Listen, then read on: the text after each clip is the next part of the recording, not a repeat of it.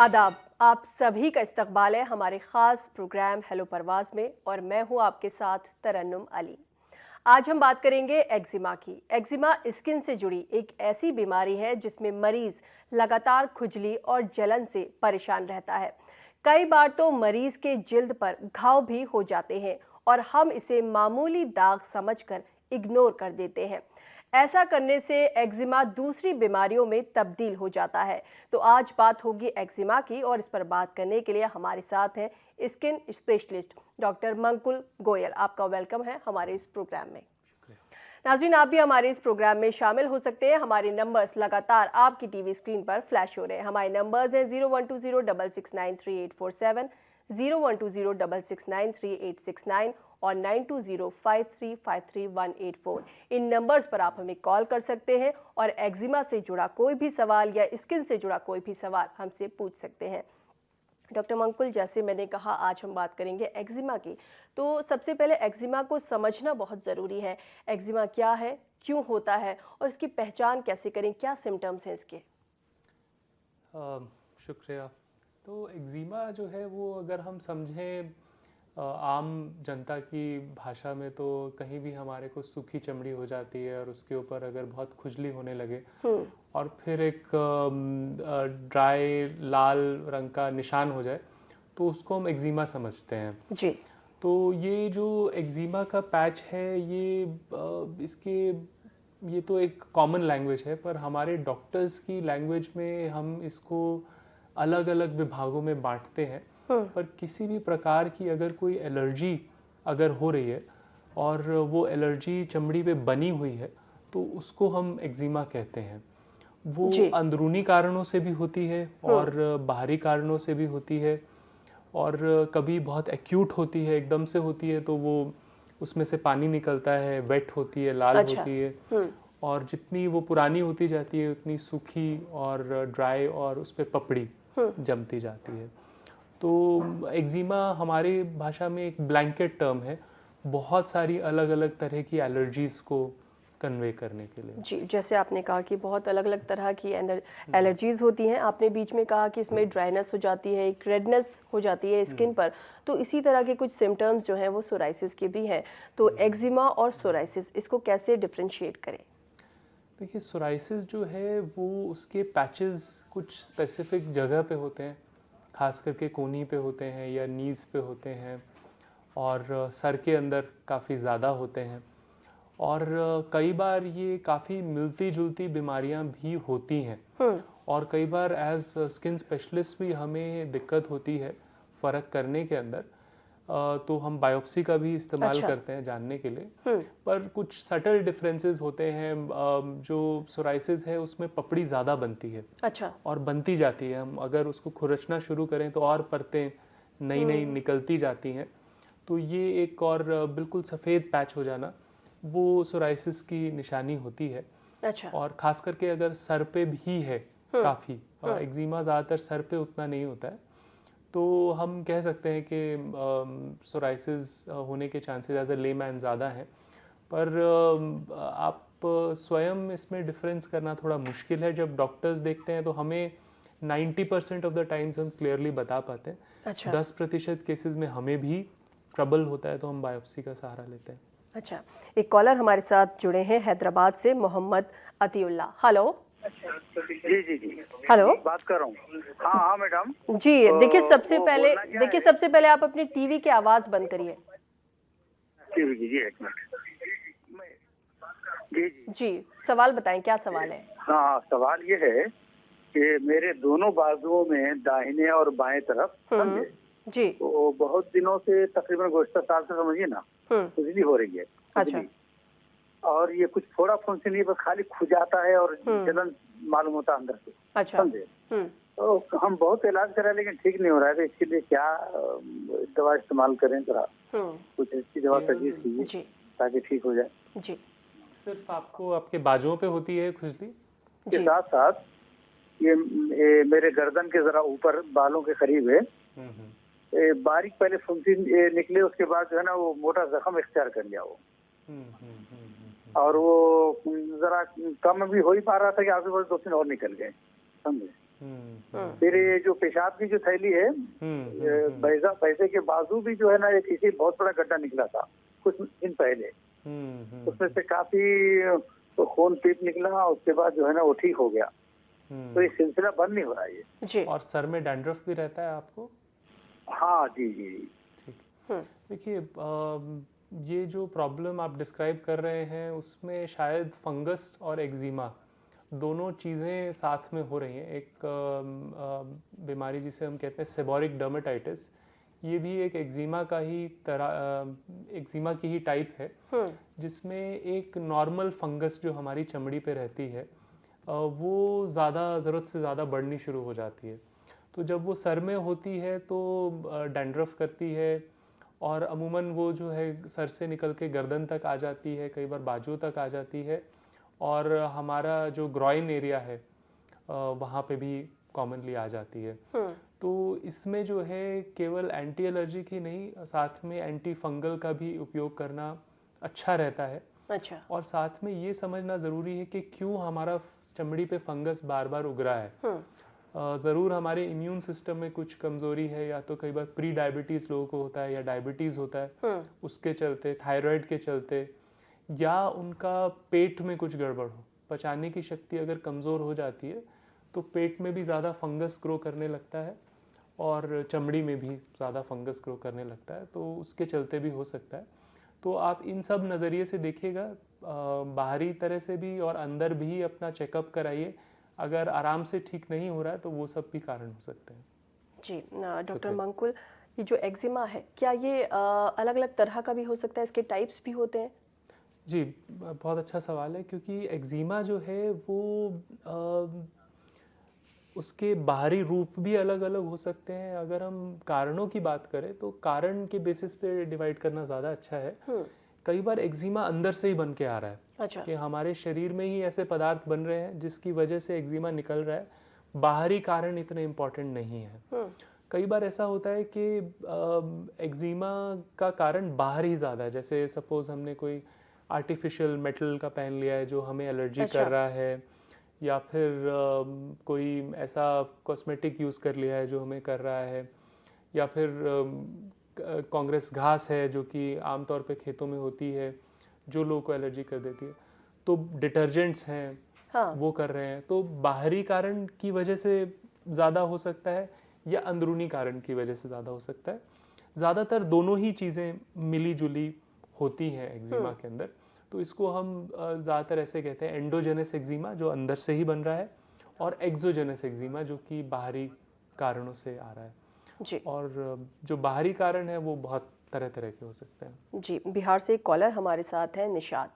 Hello hello hello जी, बताएं क्या सवाल है आपका? सर, एक्जिमे के मैडम एक्जिमे के बारे में पूछना मुझे। जी जी, बताएं क्या सवाल है, क्या पूछना है? सवाल ये है, देखिए सबसे पहले आप अपने टीवी की आवाज़ बंद करिए। हाँ, वो पूछना ये कि एक मेरी उंगली है बाईं वाली जी। उसमें जी, सवाल पूछे। वो उंगली के अंदर जो है ना वो बाईं तरफ, वो असल होता है क्या है कि ठंडे के दिनों में ज्यादा होता है, ठीक है, और गर्मी जैसे ही पड़ती है वो मतलब मई वगैरह जून उनमें पसीने जब निकलते हैं तो वो खत्म हो जाता है। सूखी सूखी सी परत होती है उंगली के ऊपर में, और वो अंगूठे और उंगली के बीच का जो गांचा होता है ना उसके अंदर में वैसे ही सूखी सूखी सी परत आती है। सर में डैंड्रफ का प्रॉब्लम होता है, उसमें KZ लोशन का इस्तेमाल करते हैं तो ठीक रहता है।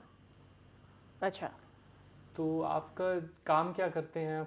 सर में डैंड्रफ का प्रॉब्लम क्या करते हैं आप? उसमें KZ लोशन का इस्तेमाल करते हैं तो ठीक रहता है। नहीं, काम क्या करते हैं आप?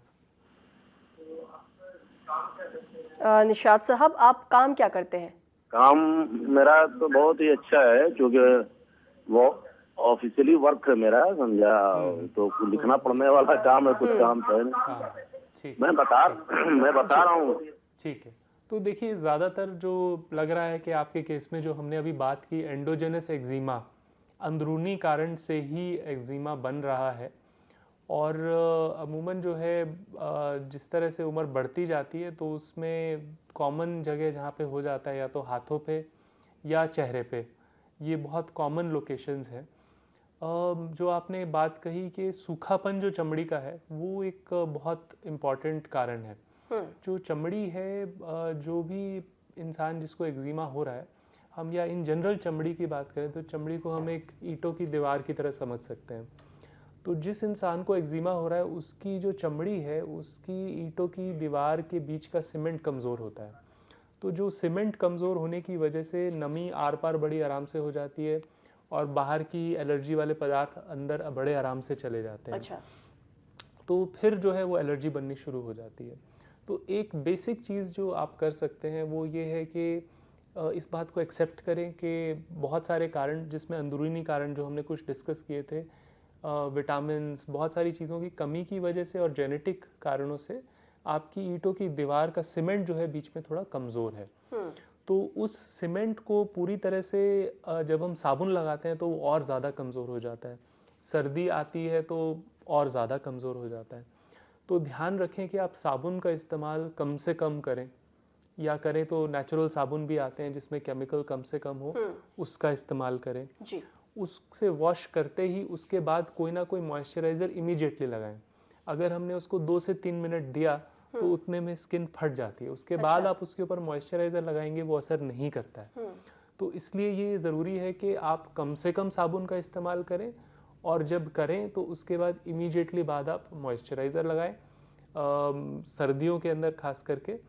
और अंदरूनी तौर पे जो है शरीर में vitamin A, vitamin E, vitamin D, इन सबको हम फैट सॉल्युबल विटामिन्स कहते हैं।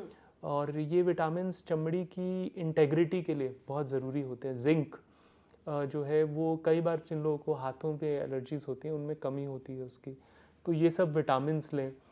और इन चीज़ों पे काम करेंगे तो आपको ज़रूर रिलीफ मिलेगा। मैं ऐसा नहीं कहना चाहूँगा कि आपकी बीमारी जड़ से ख़त्म हो जाएगी, पर काफ़ी आपको इसमें रिलीफ मिलेगा। आराम मिलेगा।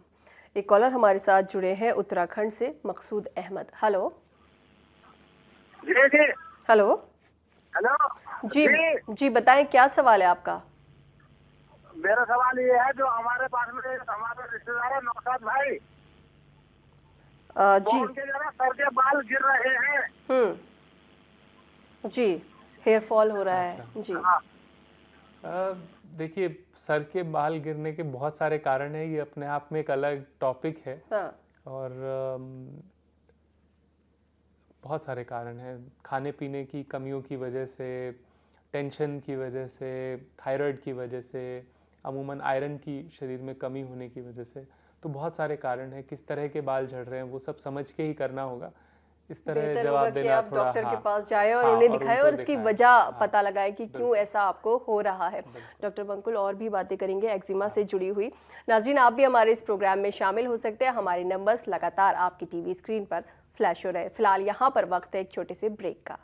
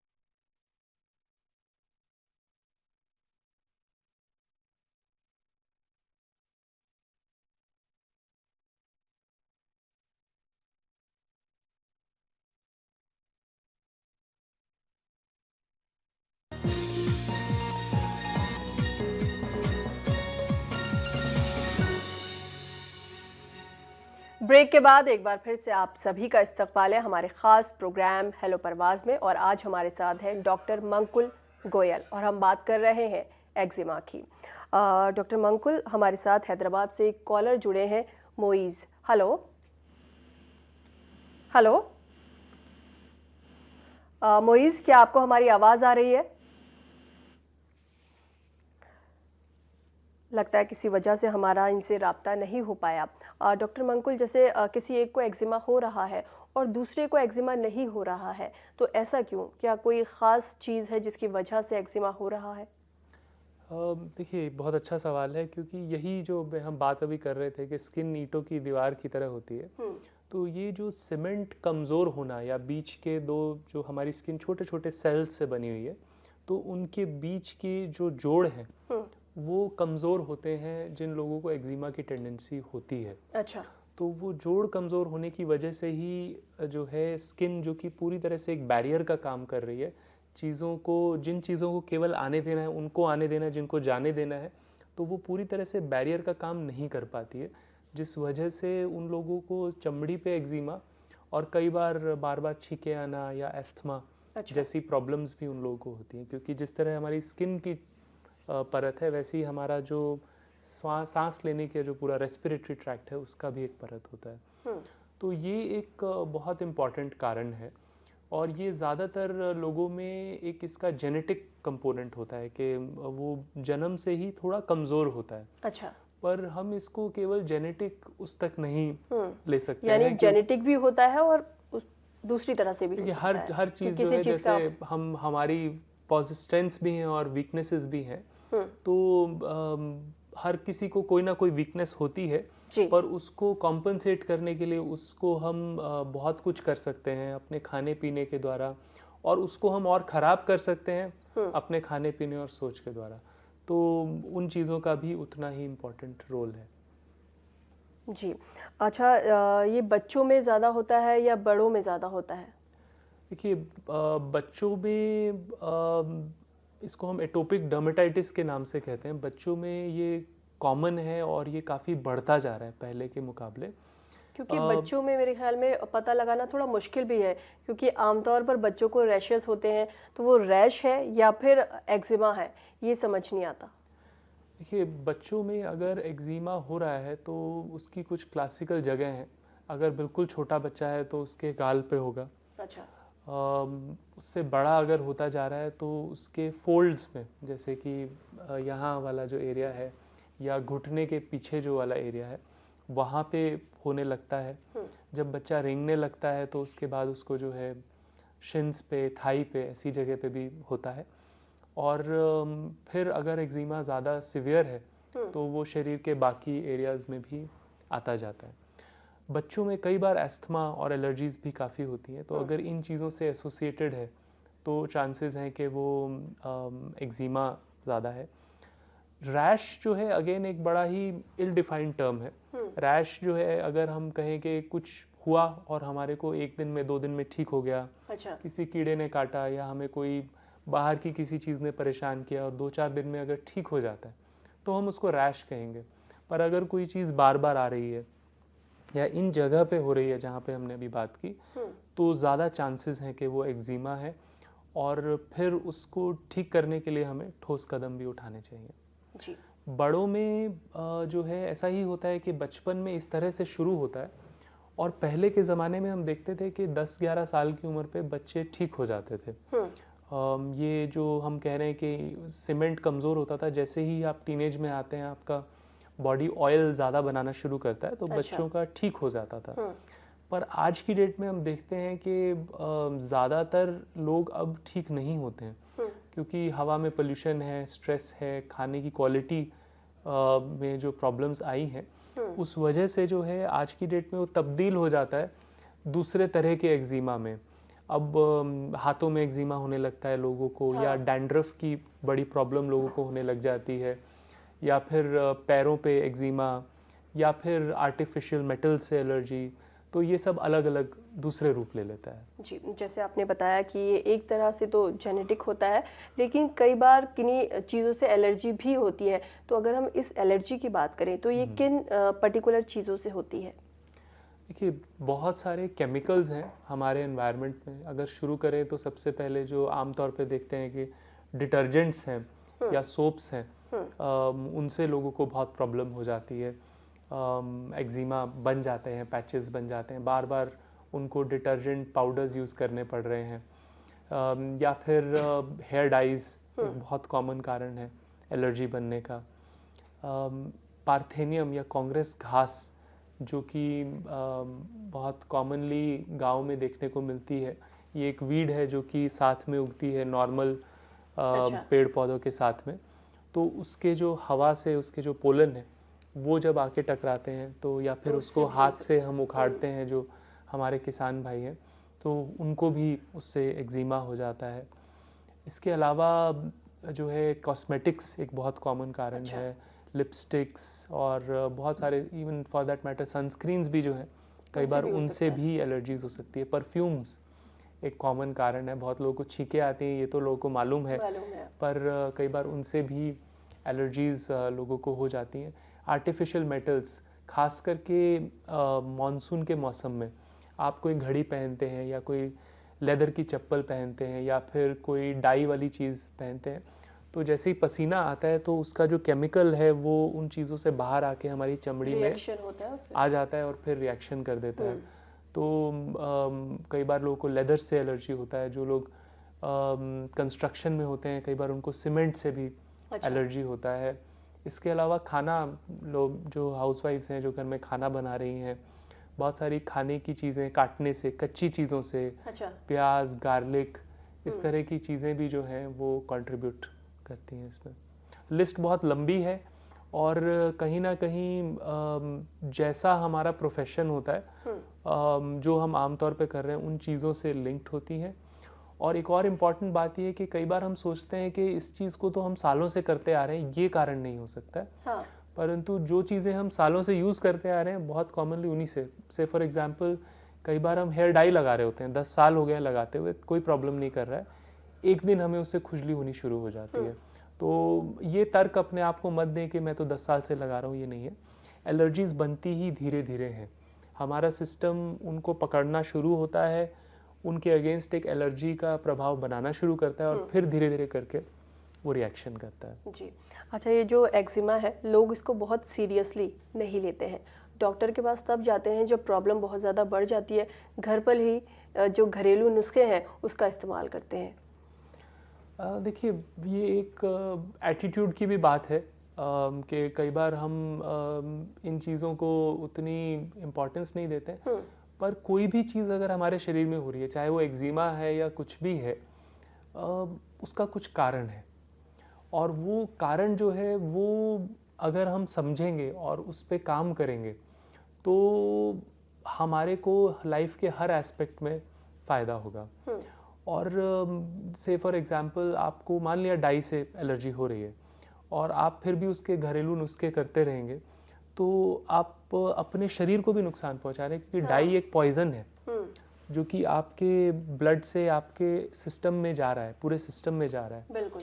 तो उसको समझना फ़ायदेमंद है। दूसरी बात कि किसी भी चीज़ को जितनी जल्दी टैकल किया जाए उतना बेहतर रहता है। जब एक्जिमा बहुत ज़्यादा हो जाता है, किसी चीज़ से एलर्जी बहुत ज़्यादा बन जाती है, फिर उसके लिए हमें स्ट्रॉन्ग दवाइयाँ करनी पड़ती हैं और जितनी जल्दी हम उसको टैकल करते हैं उतना अच्छा रहता है। देसी नुस्खे विद ड्यू रिस्पेक्ट अच्छी चीज़ें हैं और उनका भी उपयोग करें और हम भी उनका उपयोग सजेस्ट करते हैं, पर पूरी जानकारी के साथ करें, बीमारी को समझ के। जी वक्त हमारे पास थोड़ा सा कम है, लेकिन चलते चलते एक सवाल का जवाब आपसे ज़रूर चाहूँगी। जो एक्जिमा है उसमें खुजली, इचिंग बहुत ज़्यादा होती है, कई बार इतनी होती है कि जो मरीज़ होता है वो अपनी स्किन को नुकसान पहुंचा देता है, छील देता है, घाव हो जाते हैं, तो वो लोग क्या करें? शुक्रिया ये सवाल पूछने के लिए, क्योंकि ये इसको हम अपनी भाषा में इच स्क्रैच साइकिल कहते हैं। मान लिया मुझे यहाँ पे हल्की खुजली हो रही है तो मेरे पास अब दो ऑप्शन है कि मैं उसको खुजली कर दूं या मैं अपना ध्यान बटा लूं या कुछ और लगा लूं। अगर मैं उस समय यहाँ पे खुजली कर देता हूँ तो मेरे ब्रेन को एक सेंसेशन जाती है और ज़्यादा खुजली बढ़ के आती है। अच्छा। फिर हम उसको और ज़्यादा खुजाते हैं, फिर ऐसे साइकिल चलता जाता है और एक समय ऐसा आता है कि हमें मन करता है कि हम उसको छील दें। तो अगर हम आपसे पूछे कि जिस समय वो मन कर रहा है कि हम उसको छील दें, क्या आप रोक पाएंगे? कभी नहीं रोक पाएंगे। पर जब वो पहली बार थोड़ा सा हमें महसूस हुआ था, उस समय हम दवाई खा सकते हैं, मलहम लगा सकते हैं, अपना ध्यान भटका सकते हैं, बहुत कुछ कर सकते हैं। तो या फिर कुछ ऐसा भी हो सकता है कि आप उसको बहुत हल्के हल्के खुजला लें, अगर इचिंग हो रहा है किसी सॉफ्ट चीज़ से। कहने का मतलब है उसको प्यार से डील करें, ना कि उसको हम गुस्से से डील करें। तो अगर हमने उस समय वो किया तो अगर 10% बीमारी थी वो 10% ही रहेगी, पर अगर हमने वो दूसरा रास्ता अपना लिया तो वो 10 का 100 बन जाएगा। उस हिसाब से फिर हमें दवाई करनी पड़ेगी। और ये ऑप्शन हर एक्जिमा के पेशेंट के पास आता है। और ये एक लाइफ का बहुत इंपॉर्टेंट लेसन है कि कोई भी एडवर्सिटी हमारे पास आ रही है तो हम उससे किस तरह से डील कर रहे हैं।